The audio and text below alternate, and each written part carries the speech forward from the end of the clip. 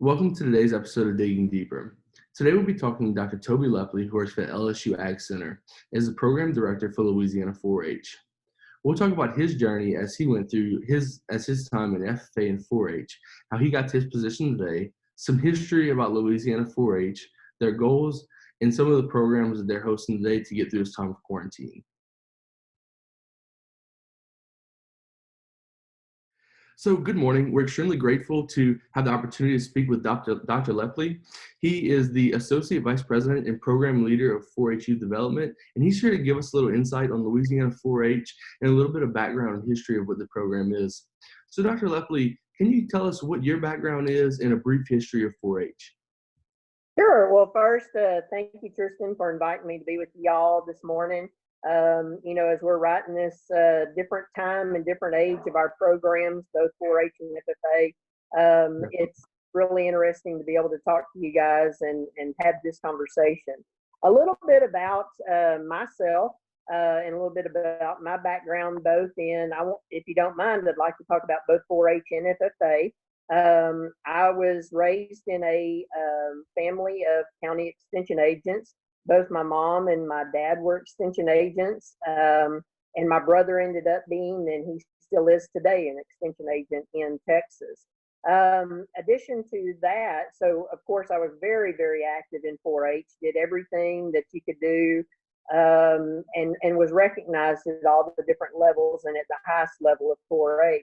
In FFA, I was also blessed because my dad was a state FFA officer when he was in 4-H in Texas, and he had a very deep passion. He actually grew up in Houston on the south side, so was not engaged in agriculture, but yet found the FFA program when he entered high school.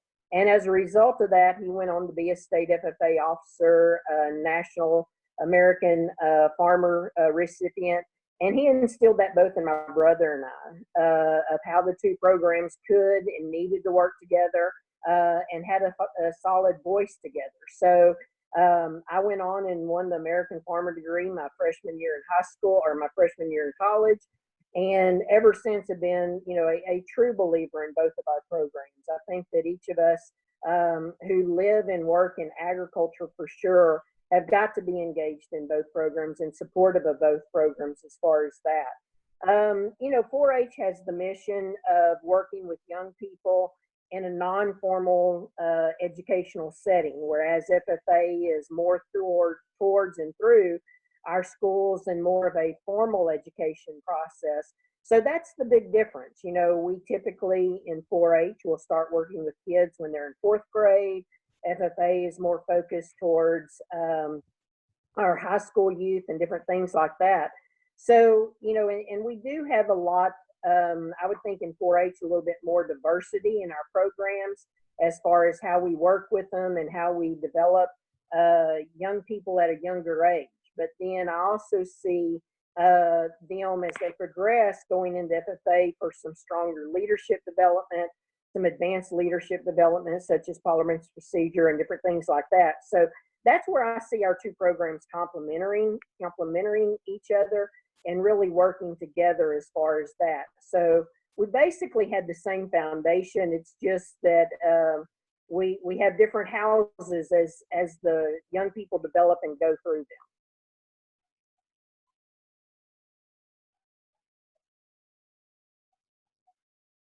I really appreciate that you touched on how you have a history and a background in both organizations. I can definitely relate to that. I was very involved in both throughout high school, so I find that very interesting. I like how you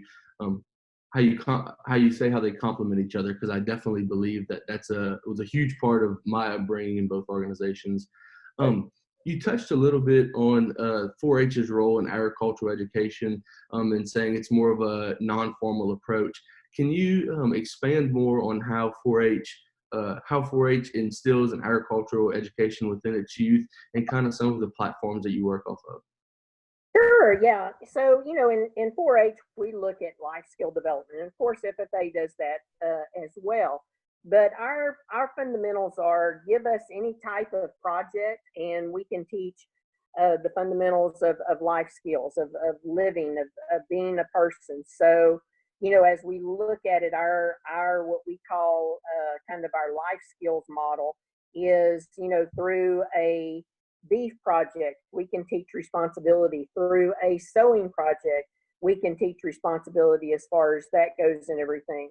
But really to look at FFA, or to look at 4-H and our fundamentals of being able to develop that, is it's engaging the young person in, and especially when we think about agriculture, it's such an important aspect of our life. And I think honestly and truthfully, the last 2 weeks have shown and demonstrated how important agriculture is, and how 4-H has got to be a very strong, sustainable part of that process, and working with our young people to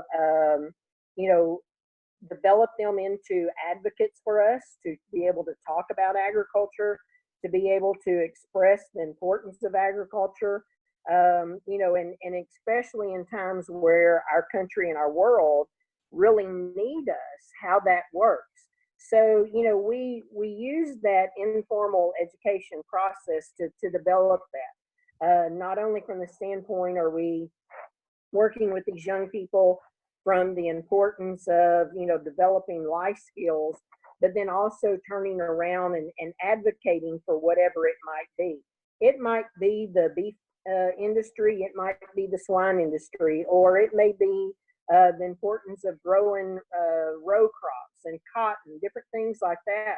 Regardless of what it is, 4-H has got to be even a stronger partner. I wish I could see us being more strong in that area, and really being able to go out and make a huge significant input and difference in this, because these young people who are involved in 4-H and FFA today, they're going to be the future producers. So we've got to be able to prepare them now to be able to talk later, and to be able to defend and represent their industry at the highest level. I really appreciate that. So what are some of the goals that are specific to Louisiana 4-H program? So good question, Tristan. I appreciate that. When we look at our goals for the Louisiana program, of course, we want to be a positive youth development program first and foremost. We want to be able to provide a safe environment for young people between the grades of 4th and 12th grade to come into our program, to experience the aspect of belonging, the aspect of knowing that there are caring adults who want to help you succeed, to be better, to be exposed to things that you might not be able to be exposed to other places, that will help you develop those life skills. Ultimately, our goal is to develop life skills. And that allows us, once again, to use not only agriculture-based products or projects, but also, family consumer science. We're getting into a lot of STEM and SET projects, whether it be robotics, coding, different things like that.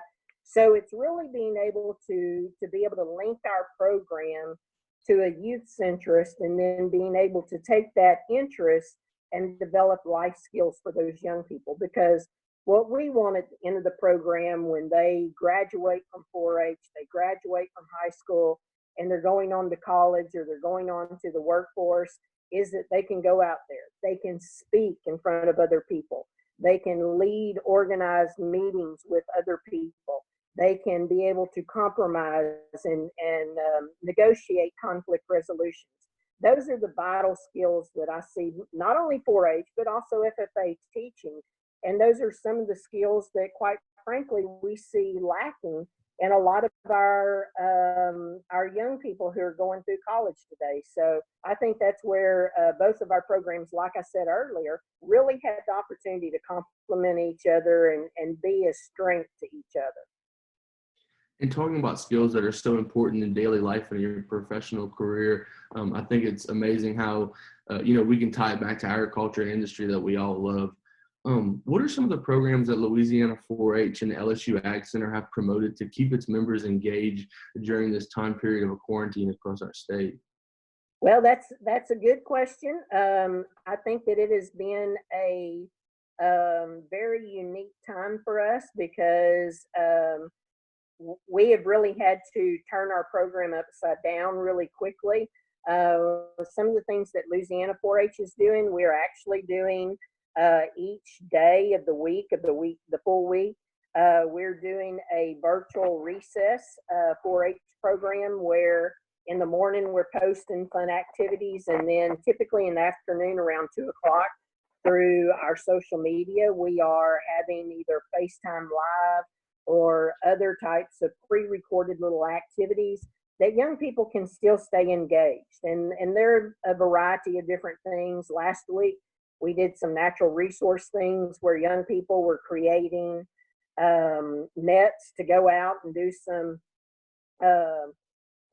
pond skimming to catch some things there. We did some activities related to science, technology, different things like that. So we're trying to use the ability of what we have, which is social media right now, as the best platform to just keep our people engaged, and also to keep them knowing that we're still here, even in the worst of times.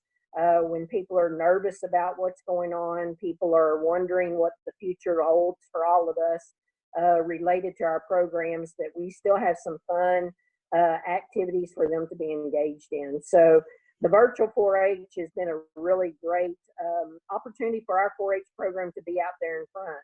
We're not the only ones doing it. Other states are doing it, having great success.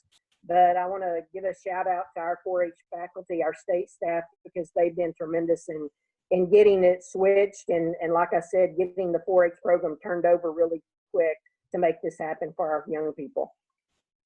Yes, sir. I've been keeping up with the Louisiana 4-H Facebook page on different social media. So I've been seeing all the virtual recesses. I think it's really cool how, oftentimes we hear that people say technology is the reason that, our generation is not very active or not, exploring outdoors. So I think it's kind of an interesting tie how 4-H is using social media to promote activity and promote, getting up and staying active throughout this time. So I thought that was very interesting and just kind of a proof of that you can use social media and you can use technology to still be active. So Dr. Lepley, I appreciate your time. Thank you very much. Do you have any questions, or is there any further questions from you about FFA? Or Oh, I appreciate it, Tristan, and enjoyed the invite to be here with you guys today. And I do look forward to continuing our relationship with FFA in Louisiana, and knowing that we all get busy, and I think this has been a great exercise for all of us to value our families, the importance for being home, being safe, and for both FFA and 4-H members and our leaders of those organizations, our youth organization leaders, to really be the model for this and really be able to provide that opportunity to be that role model in keeping everybody safe. So I appreciate y'all's leadership and look forward to a continued relationship with you guys. Yes, sir. We appreciate your relationship also. I love your outlook on the collaboration of the two organizations, and I truly believe that when we can work together and depend on each other, we truly have a stronger front in the public with the youth of our state. Yes, sir.